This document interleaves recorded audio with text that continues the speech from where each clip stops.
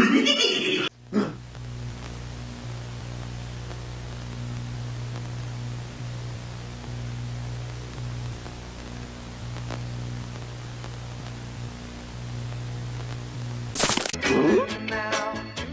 Scooby Doo, where are you? Oh hell yeah. The year is 2023, and nothing interesting is being done with Scooby Doo. And guys, that makes me really sad. I know what you're all thinking. Is that where we're really going with this video? He's gonna chat about the mystery-solving dog? Hell yeah we are, because I'll let you in on a little secret that I'm kind of a die-hard Scooby Doo fan. When I'm sick in bed, I stick on What's New Scooby Doo to relax. I'm one of the rare folks who will defend Be Cool Scooby Doo. I stopped watching Supernatural a long time ago, but I still checked in for the Scooby Doo crossover. This scene right here, let's just say it told me what my preferences were, and I once had a meltdown in my grandmother's car because I thought we weren't going to make it home in time for a new episode of Scooby Doo Mystery Incorporated. And damn it, we were not going to miss a new episode. Wind the clocks back a few years and there was Scooby content galore. Maybe perhaps, I don't know, even a little bit too much for some people. But today, the name Scooby Doo is either ignored or outright disrespected, and that really sucks. I think that not just because I'm a fan, not because I want everything to be for me, not because I don't think there's interesting alternatives around today. There really are.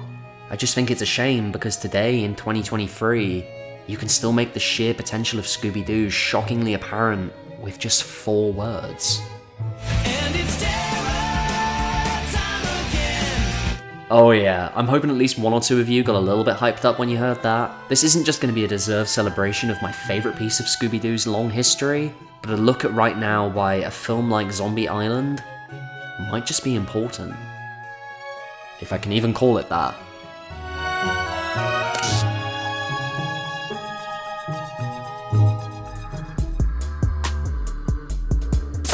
So almost 25 years ago, Scooby Doo had been, just like today, kind of put on ice.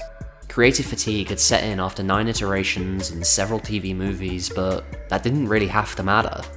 Reruns of the old episodes sold incredibly well, and they basically helped birth the Cartoon Network that we know today. That's right, for every Samurai Jack, Adventure Time, or Infinity Train episode that you've loved, you kind of have Scooby to thank for the network that helped to make them happen.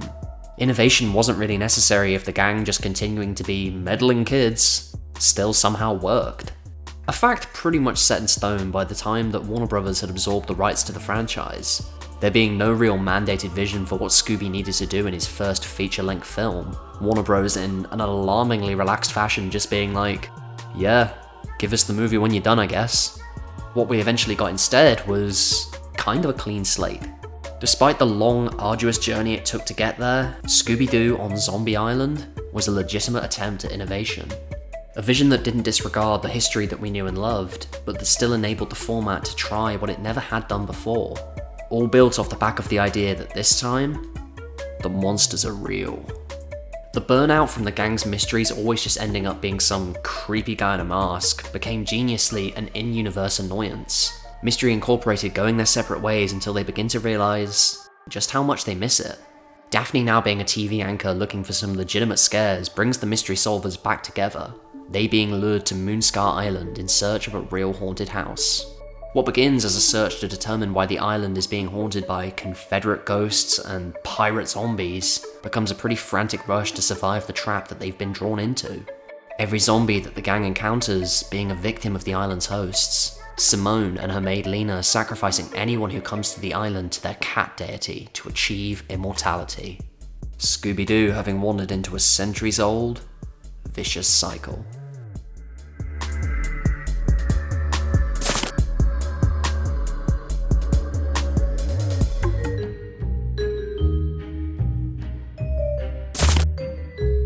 Stick with me on this one for a minute, guys, because I'm about to utter a really dangerous phrase.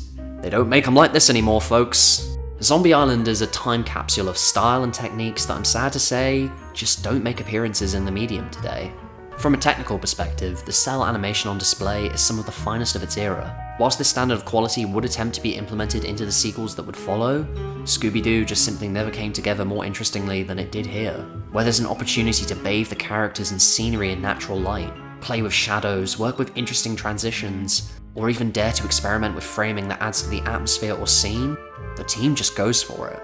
Each film in this series would attempt to incorporate the relevant setting of the film into the design aesthetic, but the Louisiana bayous offered the best opportunities. The gang were cast under the blazing hot sun, exploring horror through daylight, something the series had never really touched before. And then when it was time to really let the spooks start, they cast the brightly coloured gang against the stark darkness of the forest and caves that truly sell these monsters as something different to what came before, as something to be feared.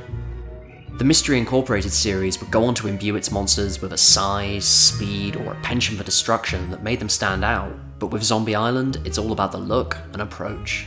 And intensity is applied to the design as well as the transformations, the team behind Zombie Island going full Sam Raimi at points, giving the monsters a real liberty, a permission even, to just look disgusting. They just have some fun with the archetypes that they're playing with, the flesh of the zombies physically reforming instead of a solely lifeless lumbering, the cat demons being some of my favourite depictions of the werewolf without even being actual werewolves, the bursting of the beast out from underneath the skin being, for my money, the best means to approach this monster.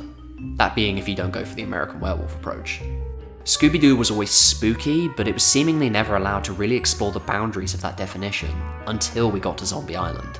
The film is still ultimately for kids, but there's a real bite to the horror that Scooby Doo would show traces of in the future, but that would never feel as distinct again. There's genuinely few other pieces of media that I consider to be as important to the development of my personal taste as a horror fan than this one, and that's because for a rare few moments until the end of the film, the scares are never played as jokes. Fun is poked at them, sure, but when the time is right, that's just not in the cards. Daphne turning around and just finding that Lena has vanished, the slow entrance into the caverns, the wait before we see the moat monster, Jacques' transformation, or being surrounded by the zombies. They're all moments and imagery that you have to remind yourself is coming from Scooby Doo and not something like Vampire Hunter D.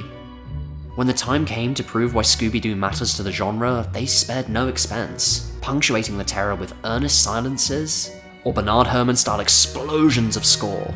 In short, Scooby and Shaggy always ran away pretty scared, but only once did they scream like they were genuinely afraid for their lives. Just as equally though, this film was imperative to my taste in comedy as it was in horror. Because yeah, time is given to moments like this. Leck, I think we ditched him, buddy. But you also get these goofier moments that when it comes to Scooby Doo, you absolutely must have. That as much as anything else going on in this film, the team was determined to do right. Almost all facets of the production are trying to build on the idea and brand of what Scooby Doo was, save thankfully for the characters of Shaggy and Scooby. They are precisely as they were in the 1960s, chunks of the runtime committed to their constant running away and comic gluttony, they maintaining the rubberized limbs and facial expressions and still thinking with a goof-first mentality. They remain, for lack of a better term, still cartoons. Their antics are reminiscent of the Looney Tunes approach to making audiences laugh, that still holds up, and that when given an equal stage to the horror and mystery, makes everything the writers are trying to do still viable. The whole package communicates, like few films made for children attempt to today, that yes, this is still made for kids. You can trust it like you always have. But let's at least try and give them some credit that they might be ready for this.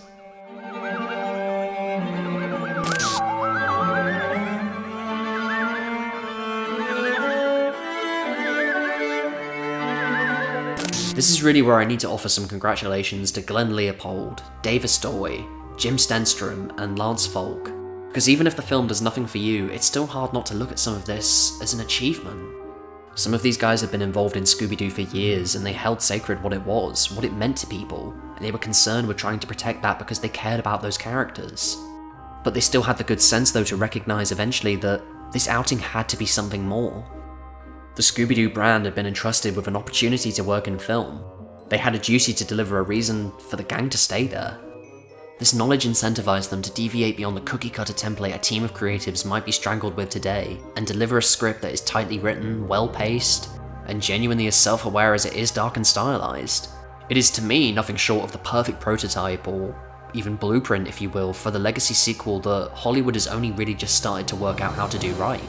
First off, I want to thank these guys for just how much they were attempting to do for each of the characters. There's just this tangible glee to getting to hang out with Mystery Incorporated again. They've been on ice for nearly a decade, and that's incorporated into their new character makeup. Whereas before, the reason for their mystery-solving adventures was just, bro, we got a talking dog, what else do you think we're gonna get up to? It's now a relatable longing that they all share. I miss my friends, and I want to spend time with them again. It reeks of, I'm gonna quit my job and go and make a game with my friends from college. It's saying very clearly that we want to solve mysteries together because we might not get a chance to do anything else together again. And we'd kind of hate that. As such, not every scene has to be dedicated to the mystery, it just being nice to see the gang being the gang again. Long before James Gunn had the genius to do this with Daphne, Zombie Island was at least trying to bring these characters back to be a little bit more than just, I'll find the clues, I'll set the trap, and I'll get kidnapped. With a new, more interesting emotional relationship secured amongst the cast, there was room to grow the gang beyond just adding Scrappy to the picture. Daphne becomes pretty much the leader of the team. She's the only non-cynic of the group, actually desperate to run towards the haunting. Fred fully embraces being the himbo that they're all sort of done with, and Velma gets those instances to spot the clues that only she can, but also be proven completely wrong, and sort of have to swallow her pride a bit. Her condemning of who she thinks is a suspect, coming back to bite her. It's commendable too that when I talk about those suspects, you kind of don't really know who it's going to be until all hell has quite literally broken loose. It was a fixed rule in the writer's room that a solvable mystery had to remain a part of the picture, even if everything else was about to change. The gang's investigation on Moonscar Island being, frankly, a career highlight. You watch this film and it's striking how literally the only person who is exactly who they say they are is Snakebite the Fisherman, voiced by... oh yeah, Mark Hamill of all people. Now get these trespassing tourists off of my boat. I got fishing to do. Yeah, the conclusion does come a little bit out of nowhere, but at the same time I feel a conviction in where we're trying to go, and I was sold on that big twist pretty quickly. I even love how close we come to them not even making it out alive, the sheer tomfoolery of Shaggy and Scooby just happening to throw them into the right place at the right time to somehow save the day. I find it impressive that the whole exercise is determined to not come across as derivative or even damning of the Scooby Doo formula as it might so easily have become. Zombie Island is instead attempting to, in its strongest scene, start a dialogue with its history, to examine precisely what it is about this defined formula that can be recontextualized to do something like never before. It sees Fred rip the head from a zombie and for the first time admit, Maybe it's real. the energy of the sequence and how quickly the gang's whole world literally falls apart in front of them, how quickly decades of unmasking bad guys gets forgotten about, becomes all that you can really feel in that moment. You see the mist of energy fly out of the sky, watch the zombies swarm and see Daphne terrified. It literally becomes the Luke Skywalker with a lightsaber moment. The moment that said to anyone who wanted to work with these characters going forward that anything can now be possible. If it's worth doing, then the status quo can die if the time is right. The film was a homage, a subversion, and an honest attempt at evolution all at once, and it really should have marked the start of a new era for Scooby Doo, and maybe even some other animated films adopting and building on the same ethos. Tragically, what we got instead though were just two films where this magic was increasingly watered down, until we arrive back at today where the innovation's just been erased.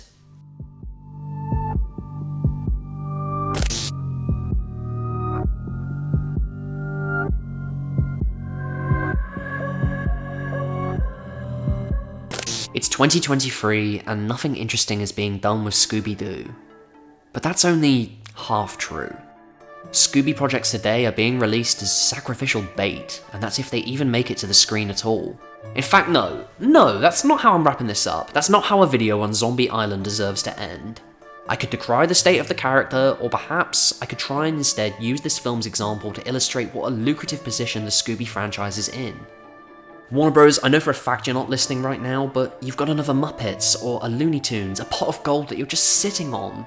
You possess a generational animated icon with no explicit target demographic. It's okay if you don't feel the need to do anything with that, I'm always gonna have Zombie Island to rewatch, but I just can't help but think that it wouldn't take too much to have a little bit more. For 25 years, people have come back to a film that's as interested in being scary as it is in being funny, that's actively established room for experimentation. You can't tell me there isn't something worthwhile about that fact. You can't tell me that you wouldn't be unique in today's animation landscape if you tried that again. You possess literally limitless options. Please don't worry if you think it's a stretch. After this... Scooby Doo! Wait, what do you mean Melvin Doo? the shark has long since been jumped. Nearly 25 years ago, you gave the idea to people who cared about it the most. You let them get on with things with little to no oversight, and somehow, you struck gold. I just don't think you realize how simple for you it would be to do that again. I have no doubt that people who have and still do work for you have a vision. So please, just pick up the phone. You've only got to look at something like Puss in Boots recently and see how well that did commercially and through word of mouth because faith was placed in a vision. I don't need to give you a crystal ball to look into the future to guess that the new Ninja Turtles film will probably do the same thing. Just maybe doing anything worthwhile with an abandoned IP instead of beating the same dead horse, or continuing to support individuals who promote or commit acts of hate, where erasing bold new original pieces of art could be a show of faith that, honestly, you kind of owe us. I used to really like you guys, and I would like to again. Believe me or not, Scooby Doo on Zombie Island is important. It's the standard that I know you're capable of, and I think I speak for a lot of people when I say that we would be thankful for the chance to, after nearly 25 years, just sit down again in front of Fred, Daphne, Velma, Shaggy, and Scooby Doo, somewhere new, off ready to solve a new mystery. Me being ready to say to myself, it's terror time again.